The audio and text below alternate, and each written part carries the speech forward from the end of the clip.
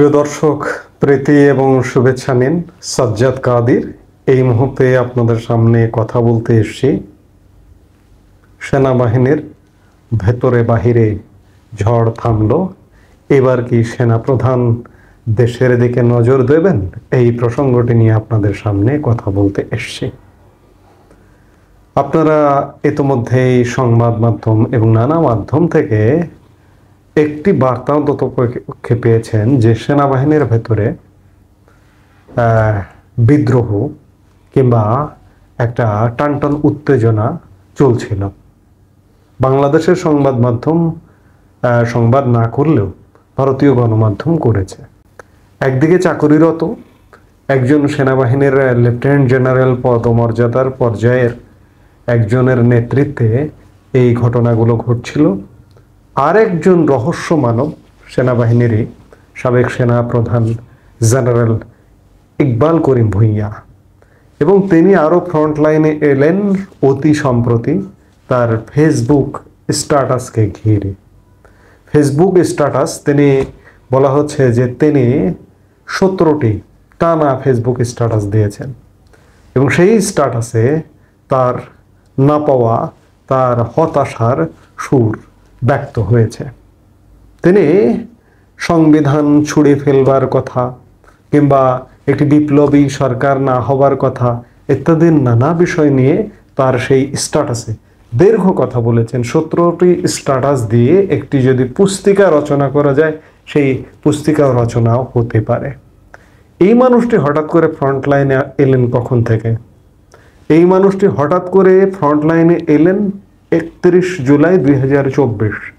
ছাত্ররা বা দেশ যখন অস্থিতিশীল আন্দোলন চলছে কোটার দাবিতে, 31শে জুলাই তার ফেসবুক লাল করে ছাত্রদের সাথে সংহতি প্রকাশ করলেন। এরপরে কয়েকদিনের মধ্যে অর্গানাইজ করে তিনি 4 আগস্ট 48 সেনা কর্মকর্তা অবসরপ্রাপ্ত তাদেরকে নিয়ে রাওয়া ক্লাবে একটি সংবাদ সম্মেলন করলেন। সংবাদ সম্মেলন করে ফ্রন্টলাইনে এলেন। এসে তিনি সেনাবাহিনীকে ছাউনিতে ফিরিয়ে নিতে বললেন এই সময়, এবং ওই আন্দোলনের সাথে একাত্মতা ঘোষণা করলেন। এরপর 5 আগস্ট পতন হয়েই গেল। এই আন্দোলন পরবর্তী সময়ে আপনারা অনেকেই শুনেছেন কিনা জানি না, ভেতরে ভেতরে একটি আলাপ চলছিল যে জেনারেল ইকবাল করিম ভূঁইয়ার নেতৃত্বে তত্ত্বাবধায়ক সরকার বা অন্তর্বর্তীকালীন সরকার গঠিত হবে, কিন্তু সেটি হয়নি। কিংবা জেনারেল ইকবাল করিম ভূঁইয়া উপদেষ্টা পরিষদে একজন উপদেষ্টা, প্রধান উপদেষ্টা হওয়ার খায়েশ হয়তো তার ছিল, যার কারণে তিনি অর্গানাইজ করেছেন, এবং সেটি হতে পারেননি, উপদেষ্টাও হতে পারেননি। তার ওই 48 জনের মধ্যে 2-1 উপদেষ্টা হয়েছেন, কিন্তু তিনি হতে পারেননি। অর্থাৎ তিনি যে জিনিসটি অর্গানাইজ করলেন, অর্গানাইজ করে চূড়ান্ত ফসল অন্যেরা উঠে নিয়ে চলে গেল। এই হতাশা থেকেই তিনি তার সাম্প্রতিক ফেসবুক স্ট্যাটাস এবং তার সঙ্গে ভেতরে বর্তমানে চাকরিরত এবং তাদের মধ্যে কি সমন্বয় ছিল যে সেনাবাহিনীতে একটি বিদ্রোহ হবে, জেনারেল ওয়াকারকে সরিয়ে দিতে হবে, এবং সেগুলো সব কিছু কি ব্যর্থ হয়ে গেল?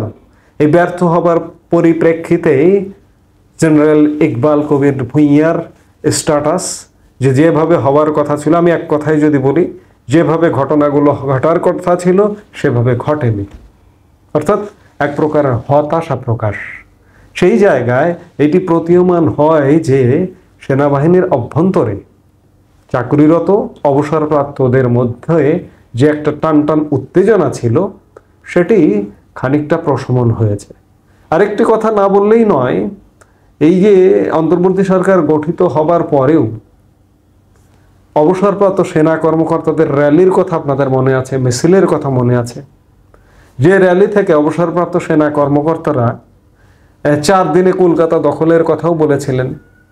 তারা ইকবাল করিম ভূঁইয়ার নেতৃত্বেরই একটা বলয়, একটা অংশ। তারা হয়তো চেয়েছিলেন যে বাংলাদেশি সেন্টিমেন্ট, ভারত বিরোধী সেন্টিমেন্ট, এই সেন্টিমেন্টকে কাজে লাগিয়েও কিছু করা যায় কিনা, সেটিও কিন্তু করেছিলেন। সব কিছু মিলিয়ে এখন সেনাবাহিনী অনেকটা কন্ট্রোল, অনেকটা নিয়ন্ত্রিত। আপনারা অনেকে জেনারেল ওয়াকারুজ্জামানকে আমি নিজেও ভুল বুঝেছি প্রথম দিকে, কিন্তু যত দিন যাচ্ছে আমার কেন যেন মনে হচ্ছে জেনারেল ওয়াকারুজ্জামান, এবং অনেকে দোষ দেন, দায়ী করেন যে আজকের এই পরিস্থিতির জন্য জেনারেল ওয়াকারুজ্জামানই দায়ী। 5 আগস্ট পরিস্থিতির জন্য তিনিই দায়ী। তিনি যদি নমনীয় না হতেন তাহলে সেদিন শেখ হাসিনার পতন ঘটতো না। কিন্তু তিনি কেন নমনীয় হয়েছেন?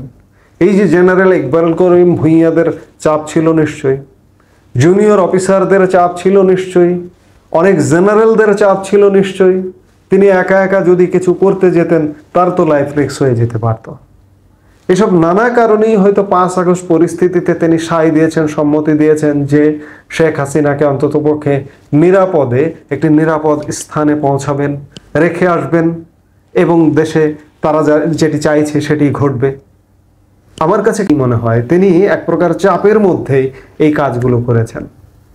এরপরে গত 6 মাসে নানা রকম ভেতরে বাইরে নানা রকম চাপ সইতে হয়েছে, নানা রকম প্রসাদ ষড়যন্ত্র যাকে বলি সেগুলো তাকে সামাল দিতে হয়েছে।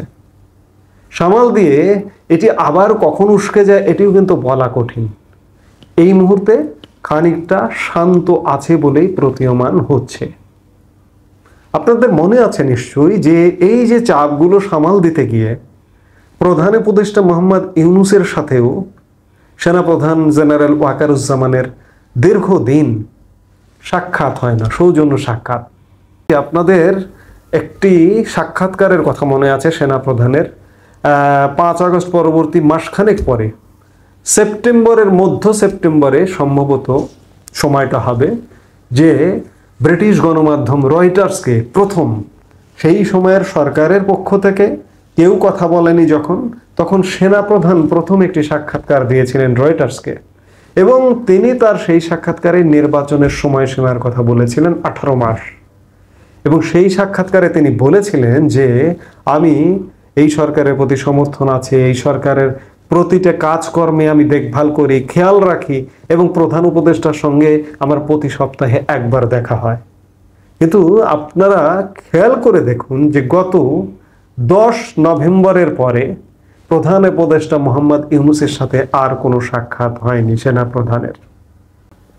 প্রায় 2 মাস যাবৎ সাক্ষাৎ হয়নি, মুখোমুখি বৈঠক হয়নি কোনো। 21 নভেম্বর সশস্ত্র বাহিনী দিবসে জাস্ট সাক্ষাৎ হয়েছে অনুষ্ঠান উপলক্ষে, কিন্তু দুইজনের যে দ্বিপাক্ষিক বৈঠক সেটি কিন্তু আর হয়নি। অর্থাৎ প্রতি সপ্তাহে যে সাক্ষাৎ সেটি আর হয়নি। কারণটা হচ্ছে এই নানা পরিস্থিতি ট্যাকেল করা। এবং আরেকটি কথাও শোনা যায় যে মোহাম্মদ ইউনূসেরও সম্মতি ছিল যে সেনাপ্রধান ওয়াকারুজ্জামানকে সরিয়ে দেবার। এরকম ক্ষোভ, এরকম নাখোশের ঘটনা থাকতে পারে বা ব্যাপার থাকতে পারে। সেই জায়গা থেকে মোহাম্মদ ইউনূস সেনাপ্রধান সাক্ষাৎ হচ্ছে না। আজকে আমি বারবার আমার বিভিন্ন বক্তব্যে বা ভিডিওতে বলি যে দেশের অবস্থা ভয়ানক, ভয়ানক ক্রান্তিকাল অতিক্রম করছে দেশ এই মুহূর্তে। সেনাবাহিনী বিদ্রোহ বলি বা অস্থিতিশীলতা বলি, যেটিই বলি, আপাতত সেটি দমন হয়েছে। এই মুহূর্তে জেনারেল ওয়াকারুজ্জামান, আপনাকে বলবো প্রিয় মহোদয়, আপনাকে বলবো দেশের দিকে নজর দিন। দেশ আর চলছে না। আপনি দায়িত্ব নিয়ে, আমি 2 দিন আগের বক্তব্যেও বলেছি যে আপনি দায়িত্ব নিয়ে যাদেরকে দায়িত্ব দিয়েছেন তারা দেশ পরিচালনা করতে পারছে না। আপনি ভালো বুঝে এই যে একটা পক্ষের বহুপাক্ষিক, একটা পক্ষ বললে ভুল হবে, বহুপাক্ষিক চাপে 5 আগস্ট পরিস্থিতিটা তৈরি হলো, বা তৈরি আপনার অনিচ্ছা সত্ত্বেও তৈরি হয়েছে। কিন্তু আজকে সেই তৈরি হবার পরে ভালো হবার কথা, কিন্তু ভালোর কোনো নাম নিশানা নেই। একের পর এক খারাপ ঘটনা ঘটছে, একের পর এক ডাউন ঘটছে পরিস্থিতি। এই পরিস্থিতি থেকে উত্তরণ প্রয়োজন। দেশের জনগণ এই পরিস্থিতি আর মেনে নিতে পারছে না। দেশের জনগণ মাঠে নামলো বলে, প্রায় নামছে, কারণ আওয়ামী লীগ নামছে, আওয়ামী লীগের সাথে কিন্তু দেশের জনগণও নেমে যাবে। এই নেমে যাবার ফলে দেশে এক ভয়ানক পরিস্থিতির তৈরি হতে পারে। এই জায়গায় সেনাপ্রধান জেনারেল ওয়াকারুজ্জামান আপনাকে বলবো, আপনি ওদিকটা থামিয়েছেন, এখন দেশটাকে থামান। দেশ থামাবেন কিভাবে? আমি ছোট মানুষ হিসেবে একটু বড় কথা বলি যে মোহাম্মদ ইউনূসের সরকারকে দিয়ে অন্ততপক্ষে নির্বাচন হবে না। নির্বাচন একটি নির্দলীয় নিরপেক্ষ সরকারের অধীনে করতে হবে। সেই জায়গায় আমি বলবো যে তত্ত্বাবধায়ক সরকার বিষয়ে একটি রায় এসছে। পঞ্চদশ সংশোধনী চ্যালেঞ্জ করে যে রিটটা করা হয়েছিল, সেই রিটের রায় হয়েছে গত 17 ডিসেম্বর এবং আগামী 9 ফেব্রুয়ারি 11 সালের তত্ত্বাবধায়ক সরকার বাতিলের যে রায়টি ছিল, সেই রায়টির পর্যালোচনার একটা রিভিউ পর্যালোচনা আছে, রিভিউ পিটিশনের এগেনস্টে 9 ফেব্রুয়ারি অর্থাৎ সংবিধানের তত্ত্বাবধায়ক সরকার ফিরে আসছে।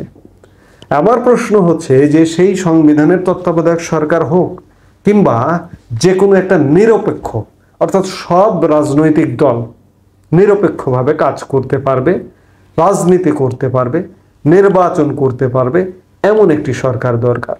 কারণ মোহাম্মদ ইউনূসের সরকার এই নিরপেক্ষতা বজায় রাখতে সম্পূর্ণ ব্যর্থ হয়েছে। সেই জায়গায় দেশ বাঁচাতে হলে সেরকম একটি সরকার গঠন করে আগামী 3 মাসের মধ্যে নির্বাচন দিয়ে রাজনৈতিক কর্তৃপক্ষের হাতে ক্ষমতা হস্তান্তর করতে হবে, নইলে দেশের পরিস্থিতি আরো ভয়ানক দিকে যাবে বলেই প্রতীয়মান হয়। তাই আমরা আশা করব সেনাবাহিনী বা সেনাপ্রধান আপনার নেতৃত্বেই, আপনি দায়িত্ব নিয়েছিলেন, আমি বারবার সেই কথাটা খেয়াল করি যে 5 আগস্টের বিকেলের কথা, যে আমি দায়িত্ব নিলাম দৃঢ়তার সাথে, আপনি সেই দায়িত্ব নিয়ে দেশকে বাঁচান। একদিকে আগুন থামালেন, দেশের আগুন এবার থামান, এটাই আমরা প্রত্যাশা করব। এই মুহূর্তে এ পর্যন্তই। সবাই ভালো থাকুন, সুস্থ থাকুন। আমাদের ভিডিওগুলো নিয়মিত পেতে সাবস্ক্রাইব করুন Sajjad Kadir and the legends YouTube channel এবং লাইক, কমেন্ট, শেয়ার করে সাথে থাকুন।